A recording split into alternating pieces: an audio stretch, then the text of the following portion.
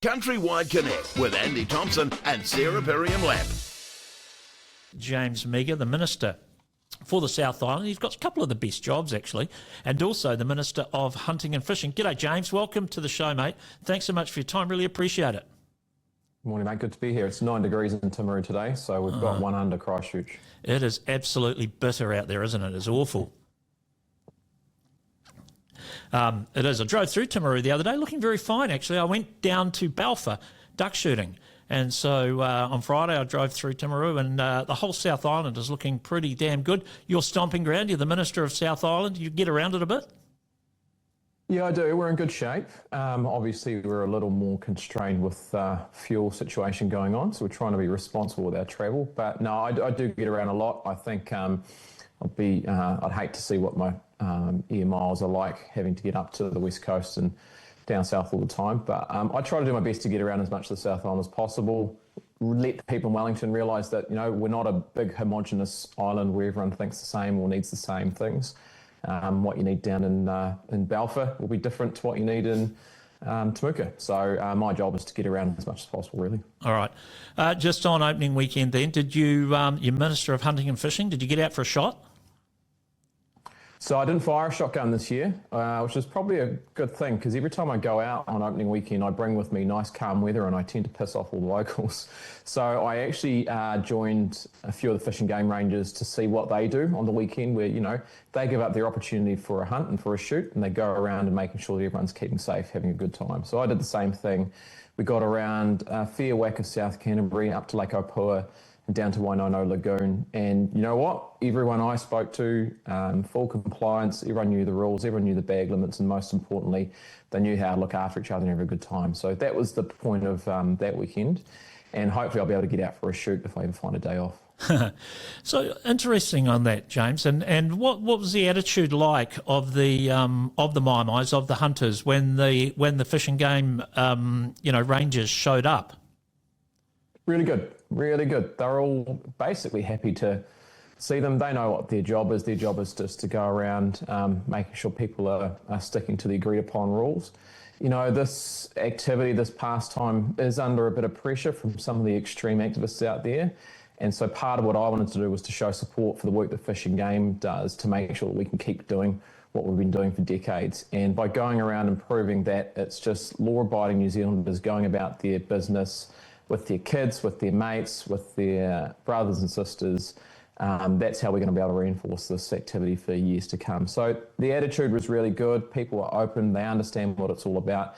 And actually, they appreciated Fish and Game being out on the lake and stirring up the water a bit and maybe getting the birds moving a little bit as well. Yeah, that's always a good thing. And where we were, we've never had a visit. And we keep expecting one at our Mai-Mai, and we do keep expecting a visit. So maybe one year we'll get one.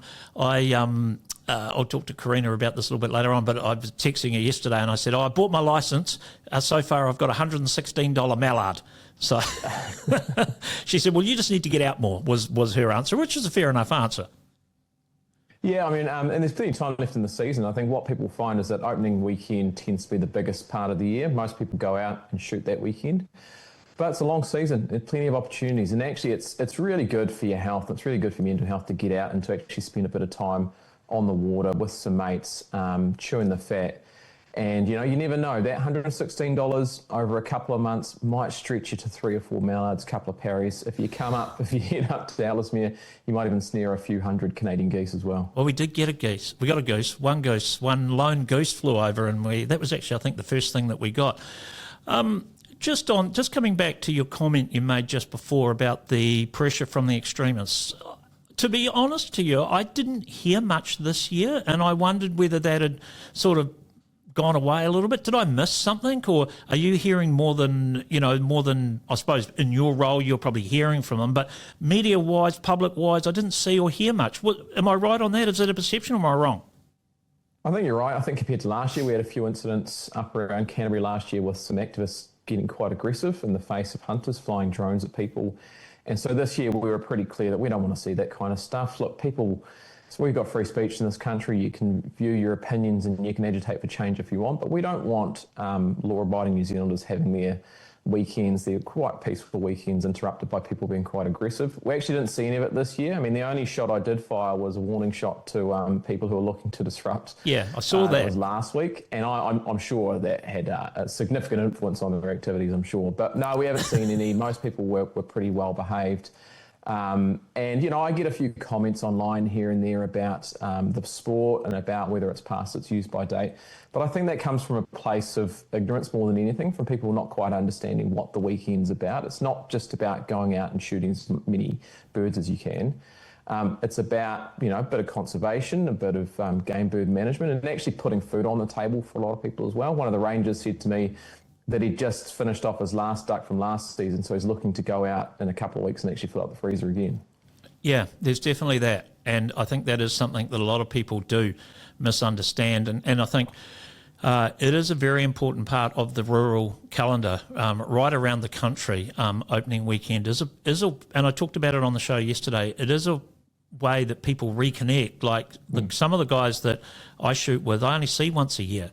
And it's a very, very special time. And for me, it was a 7-hour drive from Christchurch. Now, if I'm on the coast, it's an 8-hour drive down to Balfour. But I do it gladly and willingly, and it is a very, very special time. One of the things that I have also noticed in the last 12 months is a lack of angst with fish and game. Obviously, there was that period with Southland Federated Farmers, Southland Fish and Game. In particular, I suppose, was the flashpoint. You've announced some reforms. Where are we at with that or that process? The policy decisions around that have all been made, so that's what we announced last year. The complicating thing is a couple of things. One is drafting the legislation. It's quite a big drafting job.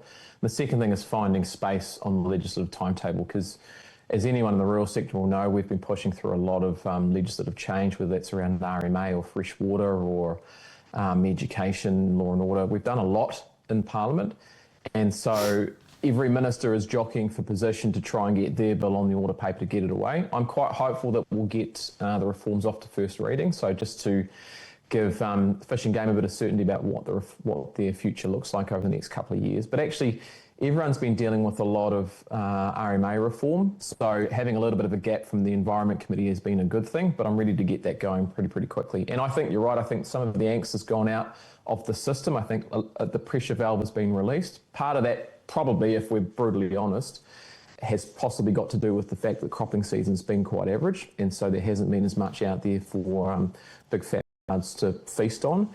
And a part of it has been, I think, an attitude change from some fish and game councils and also from the sector to realise that we're actually, we are all in this together. It sounds a bit kumbaya, but the farmers out there are hunters as well, and vice versa. The councils on fish and game are farmers too. So we've actually got to work through all this stuff together. Yeah, it's noticeable, the change, actually, and I think it took some leadership.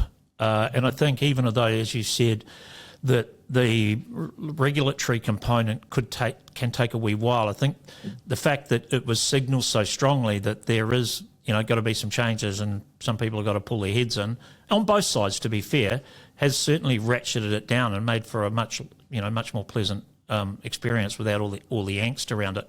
What about access? Yeah, and you've got to give credit to the team down in Southland, both from, feds and the farming side, but also from fish and game, where I think they were able to put a bit of history and maybe a few egos aside and actually work together to figure out what's the right way to manage duck numbers down there and what's the right way to manage access onto land.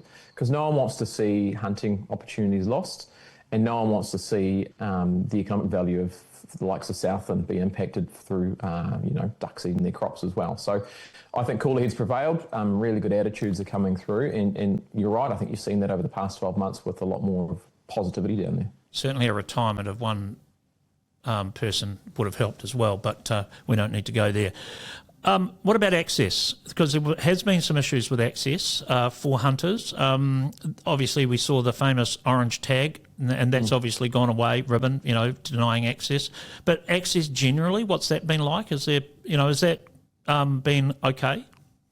I'd hope to say it's been steady and improving. I haven't had a lot of really significant issues come across my desk. There are some outstanding, sort of long-standing issues around access to significant areas. and the likes of Deer Stalkers raise those with me pretty consistently, really. My view on that has been that we've got this public access charter that we put into place under Todd McClay, and we're giving that some time to bed in, particularly from a departmental perspective. It gives me as the minister a document to point to and say, hey, look, we're actually committed to enhancing and maintaining access for hunters and fishers, particularly in and around the public estate. So my expectation on the likes of DOC and LINZ and anyone that owns public land is that access to fisheries and game bird blocks are maintained. Where there are individual issues, I've always been happy for whether it's fish and game or farmers or hunters to come to me directly and try to find a solution that works for everyone. You've got to also respect private property rights, and some issues arise when you might have had a handshake agreement over a couple of decades with an old cocky to allow someone through his land to a good block, and then that land changes hands and all of a sudden the sort of handshake agreement goes out the window. So we try and work through those as we go, but overall I think pretty good. Again, any listeners out there who have issues, feel free to come to my office directly. I'm actually quite passionate about maintaining that access point. Did you get a stag in the Raw? No, I didn't get to go out. I was too busy trying to get my legislation through Parliament and doing all the busy work. But no, I do know that a certain, let's say, executive member of the Deer Stalkers posted on his Instagram the other day that he was up hunting through the Wapiti block and got quite a nice bull up there. So I think there's been some good hunting out there during the Raw. I guess my job will be to leave that to the experts and the and the really passionate ones, and try and clean up a couple of ones later on the season maybe. Just very quickly, the herds of national significance, where are we at with that? Yeah, we're close. I can't predetermine anything, and so we've gone out with the draft herd management plans. That's all come back in. There's feedback flying around.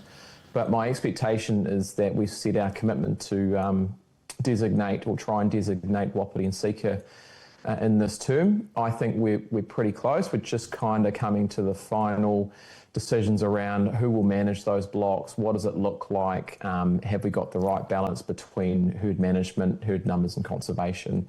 And I'm quite confident we can get that across the line in the next couple of months. All right, James, really appreciate your time. We'll keep in touch. You go out there, get yourself a duck. Hopefully it doesn't cost you $116 for one like it cost me, but you go out there and get a few more, eh? Good on you, Andy.